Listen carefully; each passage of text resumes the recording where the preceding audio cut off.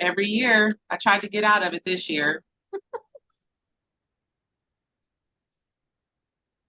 Thought All we were right. going to, but we're going out of town now, so I don't have to do nothing. Yeah, I was originally supposed to be going back home. Didn't work out. We ready, Tiger T?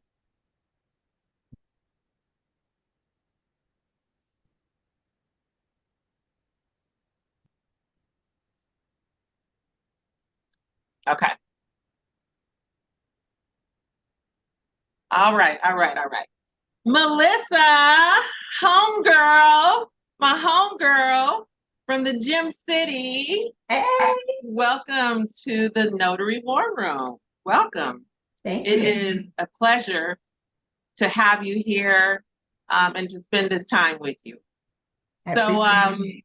I know about you, right? But tell the people about you. Who is Melissa? Tell us your background and what led you here? What led you to notary land?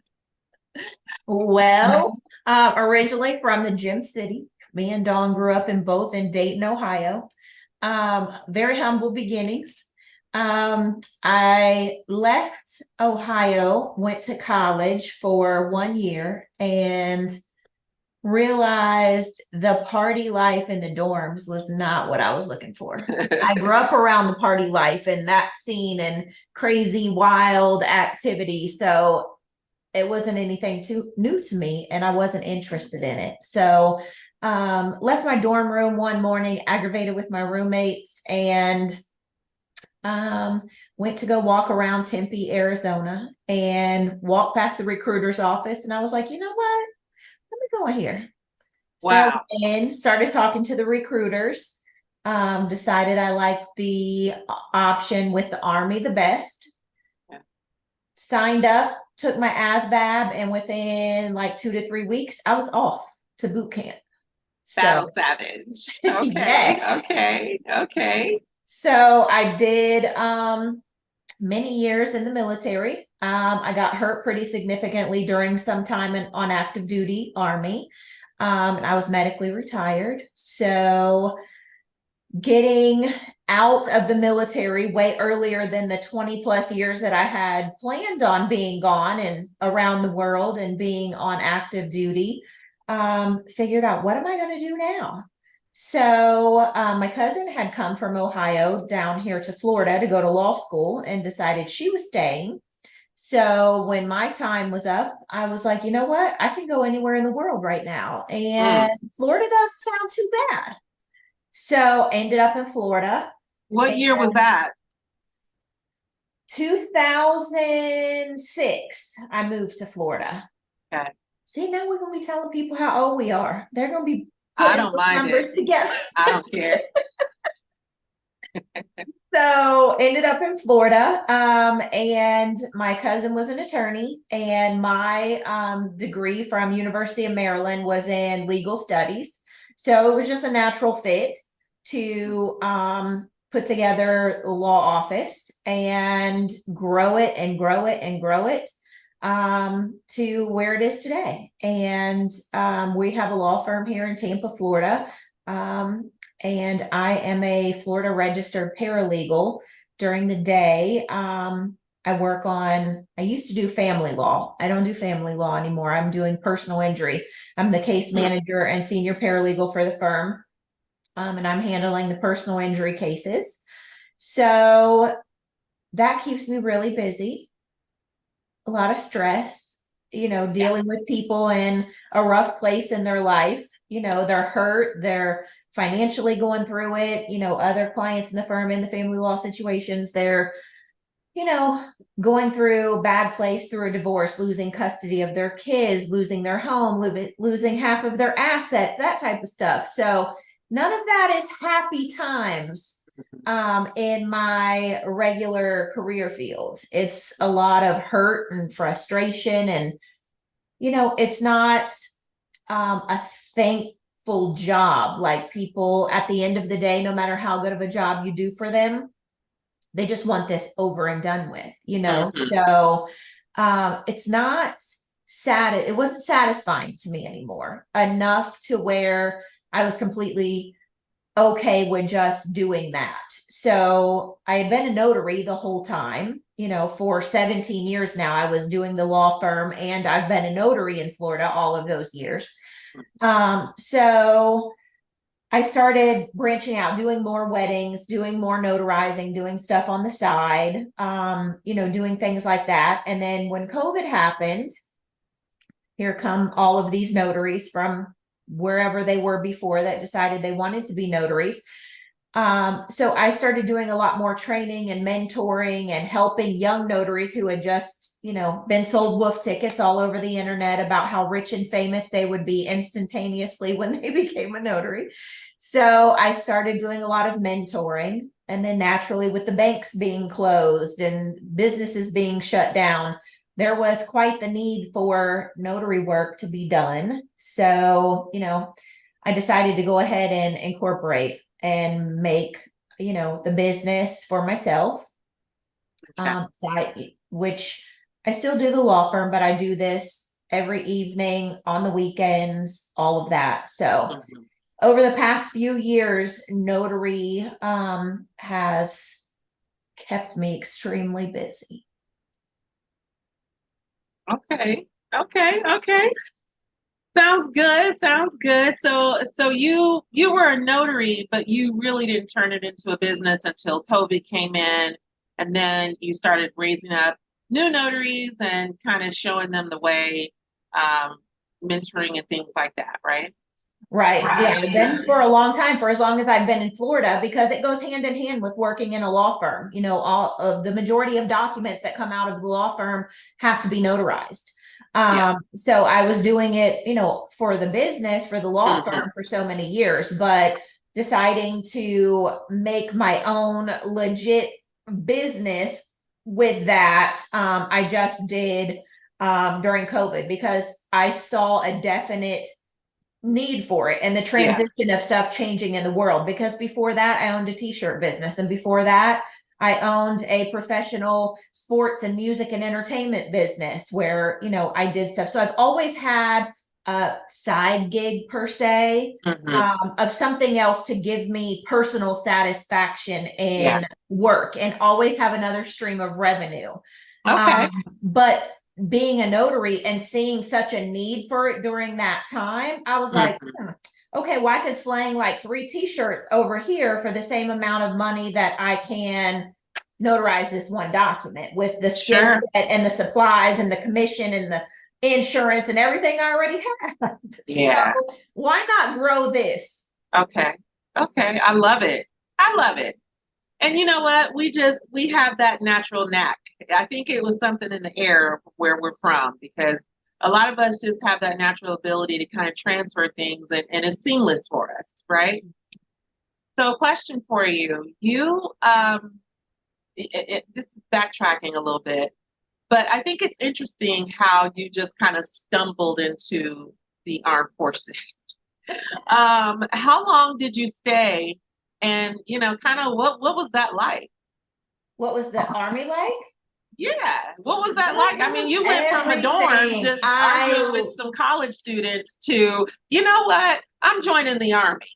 I loved it. I absolutely loved all of my time in the Army. I wasn't always stationed in really good places, but I was always stationed with really good people. So I was lucky in that. Being in the military, and I can't speak for all branches because everybody kind of does things differently, but in the Army, no matter where you are or where you're stationed, you're going to find your tribe, and you are going to rock with those people, because it's not just your everyday clock in and clock out 9 to 5. Your life ultimately could depend on this person next to you.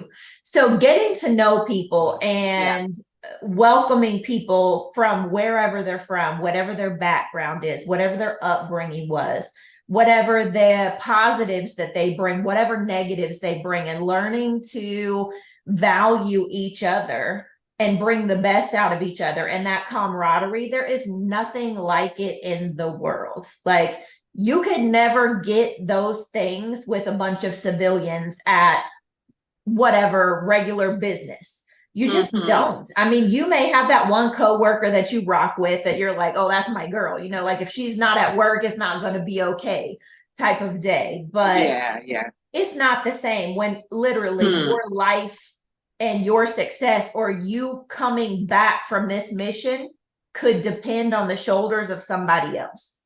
Wow. You learn to value people and who they are and what they are for way more than what you ever could as a civilian. How long were you in? I was in almost 8 years before I had to medically retire. Okay. Yeah. Okay. All But right. during Do that you, 8 years, I was a lot of places doing a lot of things. 8 years is a long time. 8 years is a long time. And thank you for your service. Thanks. So you said that you have a medical, reason for leaving, but do you think that you would have stayed longer if that wouldn't have come up? Oh, absolutely. Mm, Absolutely. Yeah. I would okay. have stayed until I retired for sure. I Okay. absolutely loved everything about it. Sometimes other than the places where we were stationed and, you know, that kind of stuff. But Mm, the day to day, everything about it, I would not change one bit. And I would cool. still have continued to do it until I retired. Cool. Cool. Cool. Yeah. Okay. I have a cousin. We call her Mo. Her name is Monique. She's about 5'7" and sounds like Minnie Mouse when she speaks. Super, super soft, light voice. She just retired. Oh, yeah. Retired from the Air Force, some major sergeant stuff. I don't know all the, rank stuff, but she. They're different in every branch. They're different. They may be the same O rank for officers or E rank for enlisted for whatever, but the names and the titles are different across all the branches. So She's some sort of an officer, and it's just amazing because to see her, she's so tiny and just you would never know just how tough she really is. right. All right, so back to notary. So you mentioned that there was like an influx of notaries who came in around COVID, who thought they would be, like you described it, overnight successes. How did you kind of curtail those people as they came along and came into to the situation? Well, I've seen it for years, getting documents into our law firm that have been notarized outside at other places and seeing the incorrect notarizations and looking at the impact that that overall could have on these documents when and if these types things ever, came into play. Now, with the types of law our office practiced, you would see that stuff play out immediately because those were cases that were going to be open and shut. Whereas, I would see documents come across, like say there's a settlement for a case and there had to be an estate set up or there was an estate being established because your client may have passed away from their injuries. Estate documents are extremely important and we don't really know the importance of them right now today. You're going to know the importance of them when you need them sometime in the future. And you can only hope that they've been done correctly. Because like a loan signing, right? If you get that and you send it in, you've got a whole bunch of people with eyes on those documents. They might be getting checked by your mentor. They might be getting checked by the signing service before they get sent back to title. They're going to go through so many hands. So there's so many eyes on, and mistakes get caught. So they can get kicked back down and get corrected.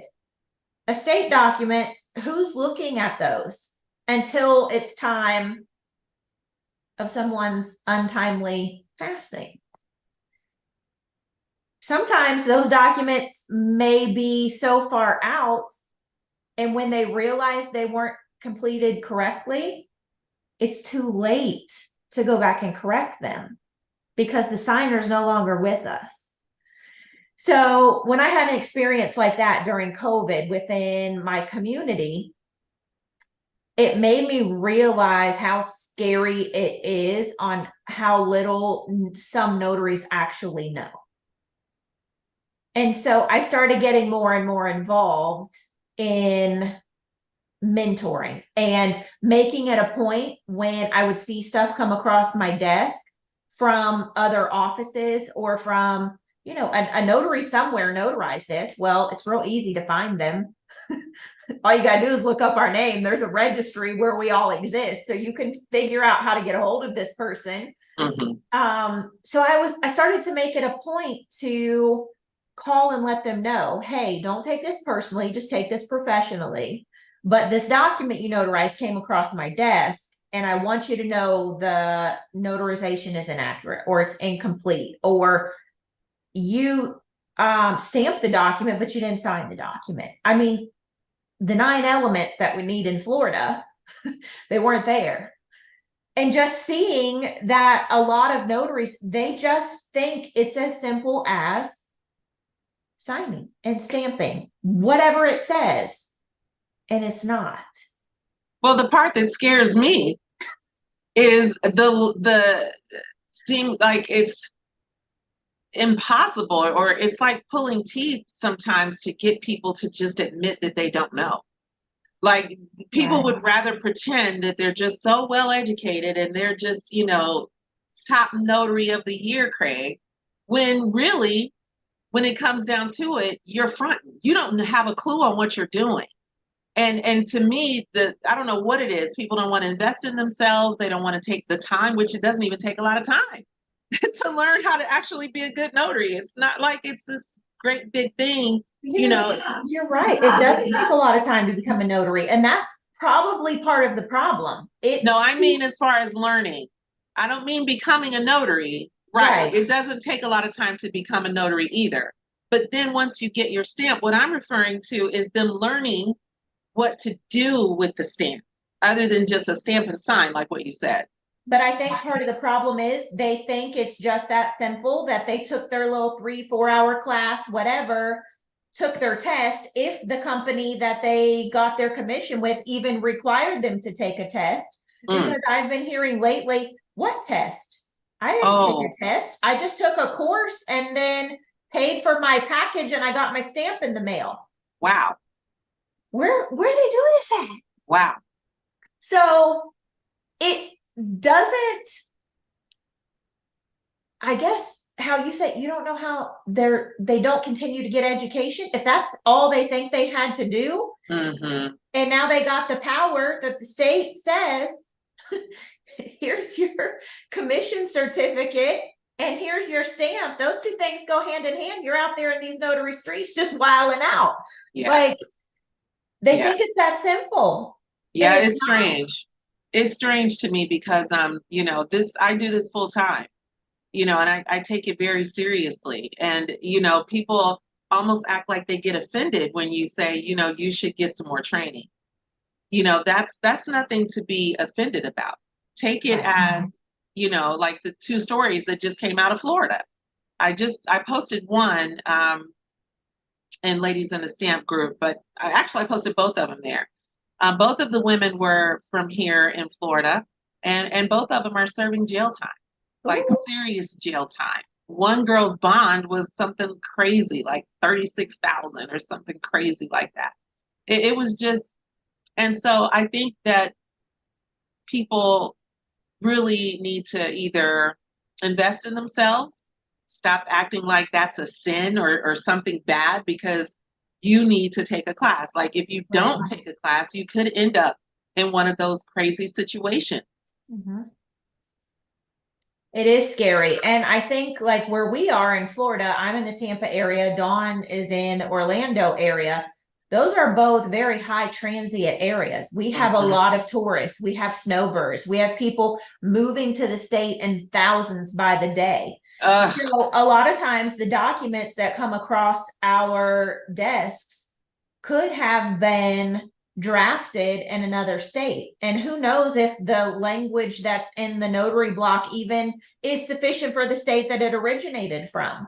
Because a lot of attorneys' offices, and I can tell you this from personal experience of over all of these years, I got documents this week in a case for discovery. It needs to have a jurat language with it because it says verification And then the block of the notary block says sworn and subscribed before me.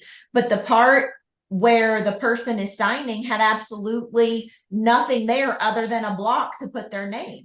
It did not have any language about, them signing and Wow. this being under a penalty of perjury, like the statute language. Any of that stuff isn't there. And it came from another attorney's office. You know what? They don't know. They just draft documents. They use a template that was in the file before that, and then it just goes out. So whose fault is that going to be? The attorney's office who drafted the documents that left off the necessary language, or you as the notary who should have known better because you're the one who is notarizing the document? If you realize, hey, this whole page is blank and this doesn't look like enough language, none of the elements are here, you might need to do something about that. Stop the signing, attach a loose leaf, whatever you need to do to get it corrected, but don't just keep it moving to make that fast little $40 or whatever you quoted this person to do, because it is not worth it. It's never worth it. It's never worth it. Whatever the dollar amount is, it's never worth your reputation, your business. It's not worth it. And something that I think is very interesting here is that, and notaries in Florida, you might want to consider this. It's not required for us to keep a journal, but keep a journal. Because the scenario that she just described, Melissa just told us that the document came from an attorney's office, right? So you would want to include that language in your journal. You should always, always keep a journal, even though by law it is not required. If you're petitioned to the court, that journal is going to come in handy. So that's just my little 2 cents. That's my 2 cents too. I'm gonna drop 2 more in the bucket, because if you're not keeping your journal, then who is? Who's keeping your records? Who is going to have your back, little Miss Notary, when you get summons to court to go in and say who this person was, where were you when this got signed, and what was the document? You don't know. You don't know, because in the event like the situation I explained earlier with the estate documents, you know how long ago that was? I can't remember who these people I met last week and what we notarized, more or less 5, 6, 7 years ago. I'm not going to remember where we were, what we talked